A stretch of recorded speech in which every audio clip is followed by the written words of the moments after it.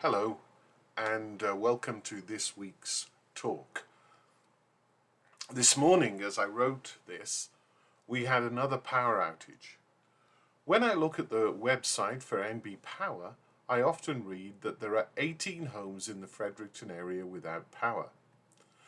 You see, this little transformer that serves our part of Skyline Acres periodically makes a huge bang and all the electricity ceases to flow. The good news is that my laptop's battery is fully charged. The downside is I have no internet or phone system. It would be easy to complain about this situation, as it has happened about 8 times since we moved here. But really what we're dealing with is called a first world problem.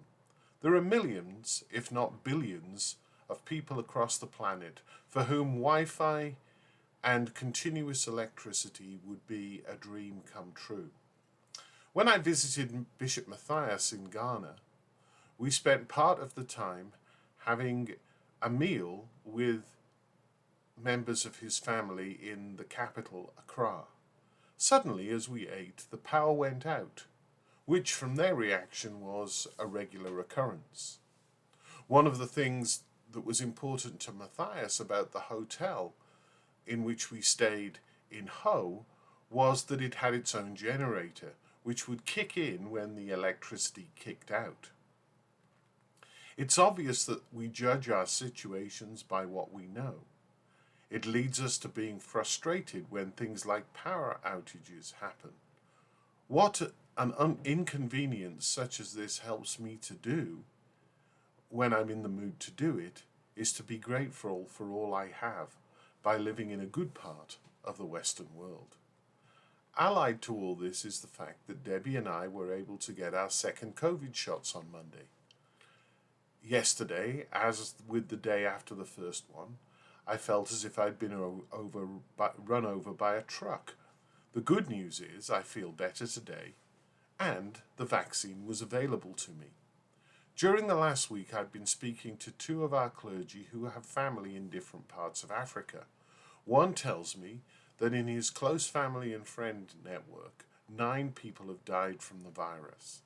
The other told me that in his home country, COVID is running out of control, and he is worried for his family over there. It just so happens that the day before I'd heard a piece on the BBC World Service about that country, which said that out of the population of more than 40 million, only about 145,000 had been vaccinated to any level. Rather, as with the power outages, it's hard for us to imagine such a situation here in Canada. As I think about the mission of the Church, I'm reminded of the 3rd mark of mission of the Anglican Communion and the first part of the 4th.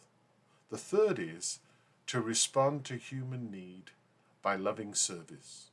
And the first part of the 4th is to seek to transform the unjust structures of society. It's always time to pray, but perhaps there's also a time to act. Once again, thank you for being here for this talk. I trust you're doing well. God bless and stay safe.